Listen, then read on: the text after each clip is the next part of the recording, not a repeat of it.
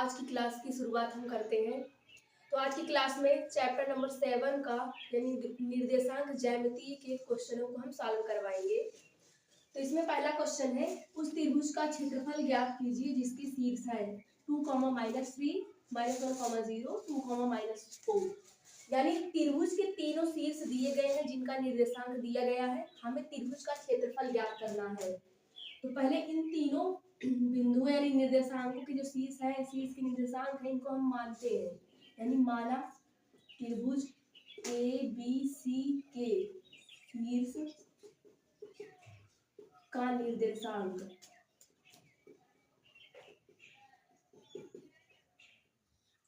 है। यानी त्रिभुज में तीन भुजाएं होती हैं, तीन शीर्ष होते हैं। तो यहाँ पे पहले हम ए बी सी मान चुके हैं, तो ये पहला शीर्ष हो जाएगा। यानी ए जो दिया है ए, यानी ए इसको मान लिया गया है। तो इसमें पहले हम त्रिभुज को ही बना लेते हैं। तो त्रिभुज को देखिए बनाते हैं। त्रिभुज हमारा ऐसे बनेगा, यानी जिसमें तीन भुजाएं होंगी। इसका नाम ए है, इसका नाम बी है और इसका नाम क्या है, सी है। तो यहाँ पे ये वाला ए शीर्ष है, ये बी और ये क्या है, सी है। तीनों शीर्षों को हमने जो है दिखा दिया है। तो यहाँ पे लिखेंगे, ये जो है ए का है हो जाएगा 2, -3 और बी वाले का है -1, 0, सी का है 2, -4। इस प्रकार से त्रिभुज के तीनों शीर्ष को हमने दिखा दिया है। अब इसको ए वाले को x1 y1 और बी वाले को x2 y2, सी वाले को जो है y3 x3 y3। अब त्रिभुज के तीन शीर्ष है तो निर्देशांक जो है 1 2 3 करके हमें मानना होगा।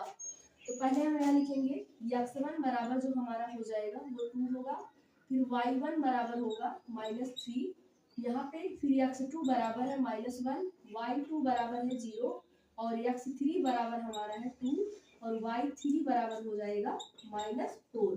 तो यहाँ से हम x1 y1 x2 y2 x3 y3 तीनों निर्देशांक जो है निकाल चुके हैं। अब त्रिभुज का क्षेत्रफल यानी त्रिभुज का हमें क्षेत्रफल ज्ञात करें, तो त्रिभुज के क्षेत्रफल को निकालने का फार्मूला क्या होता है, तो उस फार्मूले को पहले लिखेंगे। यानी यहाँ पे लिखेंगे त्रिभुज ए बी सी का क्षेत्रफल बराबर फार्मूला होगा 1/2, फिर ब्रैकेट लगाएंगे। उसके बाद लिखेंगे x1, तो यहाँ पे लिखते हैं x1, फिर छोटा ब्रैकेट, फिर यहाँ पे हो जाएगा y2 - y3, फिर लिखेंगे प्लस। उसके बाद लिखना है हमको x2 y3 - y1 हो जाएगा। फिर इसके बाद जो है यहाँ पे लिखेंगे x3, ये हो जाएगा y1 - y2, ब्रैकेट बंद हो जाएगा पूरा। ये तो हमारा है फार्मूला और इस फार्मूले पे हम क्वेश्चन को रख के सॉल्व करेंगे। 1/2 x1 का वैल्यू क्या है, 2 है, फिर y2 का वैल्यू क्या है, 0 है, -y3 हमारा क्या है -4, तो यहाँ भी माइनस, तो माइनस माइनस हो जाएगा प्लस। फिर प्लस लिखेंगे, x2 क्या है -1 है, यहाँ प्लस है तो प्लस माइनस हो जाएगा माइनस, यानी यहाँ पे हो जाएगा -1। फिर ब्रैकेट लगाएंगे, y3 क्या है -4 है, तो यहाँ पे लिखेंगे -4, फिर माइनस y1 देखिए माइनस में है तो यहाँ भी माइनस, तो माइनस माइनस हो जाएगा प्लस। फिर लिखेंगे x3 हमारा क्या है 2 है, तो यहाँ पे हो जाएगा +2। उसके बाद जो है y1 हमारा -3 है, फिर है y2 क्या है 0 है, तो 0 को लिख देना, ब्रैकेट बंद करना है। फिर इसके बाद 1/2, यहाँ पे देखिए 0 को +4 के साथ प्लस करेंगे तो आएगा 4, यानी हो जाएगा 2 × 4। फिर यहाँ पे माइनस है, इसमें से प्लस माइनस सॉल्व करेंगे तो आएगा -1, ये हो जाएगा ब्रैकेट में -1, फिर +2 लिखेंगे। उसके बाद इसको सॉल्व करेंगे तो आएगा -3, ब्रैकेट बंद। फिर इसके बाद जो है उसको अंदर सॉल्व कर लेना है, यानी यहाँ पे हो जाएगा 1/2 इक्वल 1/2 ब्रैकेट 2 4 = 8। फिर यहाँ पे देखिए माइनस माइनस का मल्टीप्लाई प्लस होगा, 1 1 जा हो जाएगा 1, फिर यहाँ प्लस माइनस हो जाएगा माइनस, उसके बाद 3 2 जा हो जाएगा 6। फिर इसके आगे हम सॉल्व कर लेते हैं।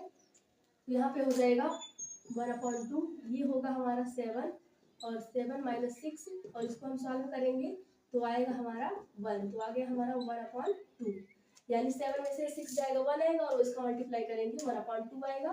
यहाँ पे हो गया हमारा आंसर।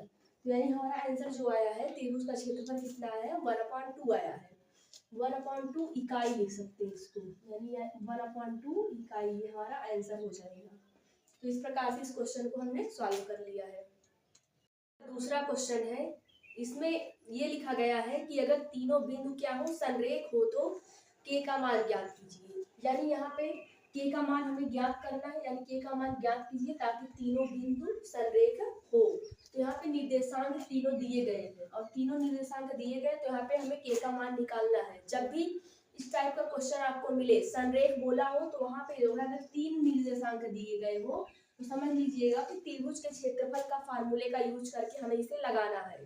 तो यहाँ पे लिखेंगे हम, यदि तीनों बिंदु संरेखी है, यदि तीनों बिंदु संरेखी हो तो त्रिभुज का क्षेत्रफल शून्य होगा।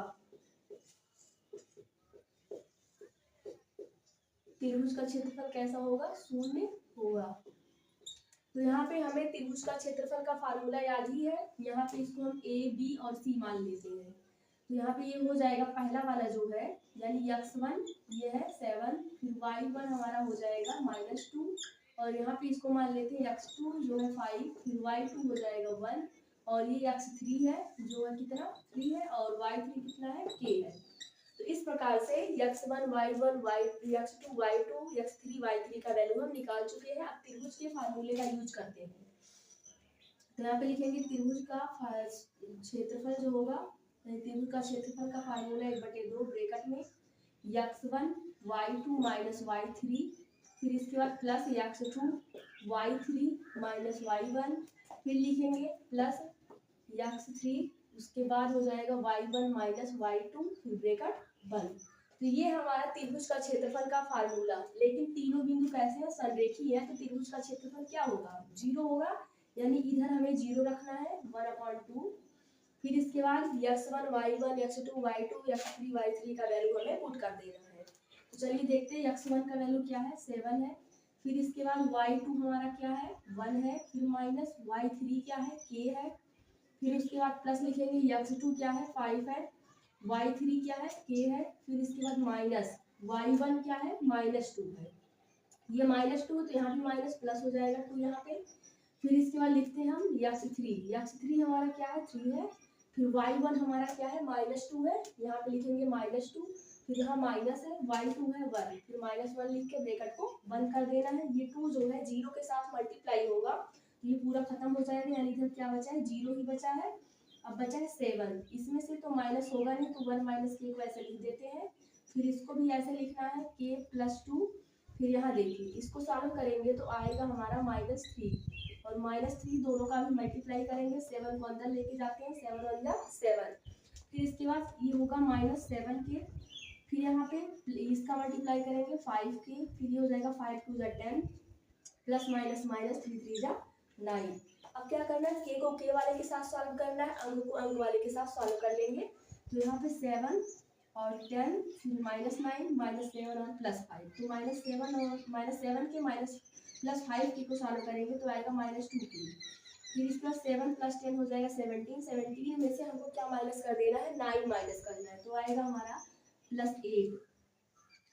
फिर इसके बाद ये माइनस है, इधर लाके हम इसको पक्षांतर कर देते हैं, तो हमारा हो जाएगा +2 के इक्वल क्या है 8 है। अब ध्यान से देखिए, ये माइनस का तो पक्षांतर किया गया, इधर क्या हो गया +2 के इक्वल क्या है 8 है। अब इधर ये मल्टीप्लाई में जाके क्या होगा डिवाइड, यानी यहाँ पे हमें मिल जाएगा k बराबर 8/2, और सॉल्व करेंगे तो k का वैल्यू क्या मिलेगा 4। इस प्रकार से k का वैल्यू क्या निकला 4 निकला, जो हमारा हो जाएगा आंसर। तो अगर संरेखी बोला हो, तीन बिंदु दिया हो, तो वहाँ पे त्रिभुज का क्षेत्रफल का फार्मूला का उपयोग करके जो है k का मान हम निकाल सकते हैं। तो आप सब इस क्वेश्चन को नोट कर लीजिए, फिर इसके आगे का क्वेश्चन देखते हैं उसको हम कैसे लगाएंगे। तीसरा क्वेश्चन है, ये आपके यूपी बोर्ड के लिए मोस्ट इम्पोर्टेंट है। चलिए देखते हैं इसको कैसे हम सॉल्व करेंगे।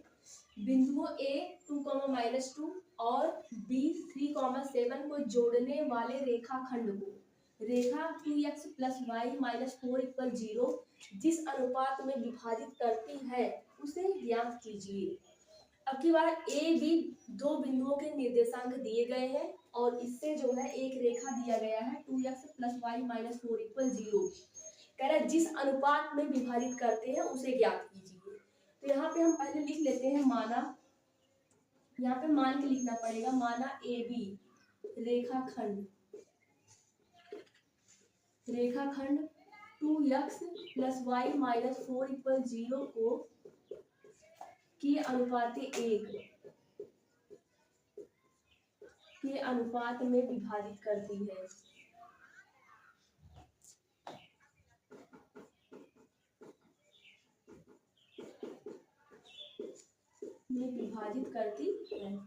यानी इसमें हमने मान लिया है कि ए बी रेखाखंड जो है 2x + y - 4 = 0 को के अनुपात 1 के अनुपात में विभाजित करती है। तो चलिए देखते हैं, ये पहला बिंदु, ये दूसरा बिंदु, यानी यहाँ से हमें x1 इक्वल हो जाएगा 2 और y1 इक्वल मिल जाएगा -2। ये x1 है, ये y1 है, यहाँ पे हो जाएगा x2 जो कितना है 3 है, फिर y2 हो जाएगा यहाँ पे 7 और जो ये अनुपात माना गया है यानी ये यम है, ये क्या है यन है, तो यहाँ पे हम लिखेंगे यम इक्वल हो जाएगा k, यन इक्वल हो जाएगा 1। अब यहाँ से हम x और y का मान निकाल के जो रेखा है 2x + y - 4 में रखेंगे, फिर वहां से k का मान निकालेंगे। तो चलिए रखते हैं, पहले यहाँ से x इक्वल यूज करेंगे फार्मूला यम x2 + यन x1 अपॉन यम + यन। तो यहाँ पे यम क्या है हमारा k है और x2 क्या है 3 है, तो हो जाएगा 3k प्लस यन देखिए 1 है और x1 भी क्या है 2 है, तो यहाँ पे मल्टीप्लाई करेंगे तो आएगा 2 और k + 1 हो जाएगा नीचे, यानी x बराबर ये मिला। फिर y बराबर यूज करेंगे यम y2 + यम y1 अपॉन में हो जाएगा यम प्लस यन, यम प्लस यन यानी कि यहाँ पे यम एन और x2 y1 का जो है वैल्यू रखना है, तो यम का वैल्यू k है और y2 का वैल्यू माइनस है, तो हो जाएगा -2k प्लस यन का वैल्यू 1 है और y1 का वैल्यू जो है यहाँ पे y2 का वैल्यू 7 है, तो यहाँ पर देखिए y2 का वैल्यू 7 और यम का वैल्यू k, दोनों का मल्टीप्लाई करेंगे तो हो जाएगा 7k। फिर इसके बाद जो है यन को लिखना है, यन का वैल्यू 1 है, y1 का वैल्यू -2 है, तो प्लस माइनस का मल्टीप्लाई होगा तो हो जाएगा -2 और नीचे हो जाएगा k + 1, ये निकला है y बराबर। तो यहाँ से हम फार्मूले से x और y का वैल्यू निकाल चुके हैं। अब इसको जो है इस रेखाखंड में रखना है, यानी यहाँ लिखेंगे 2x + y - 4 = 0 में x, y का मान रखने पर,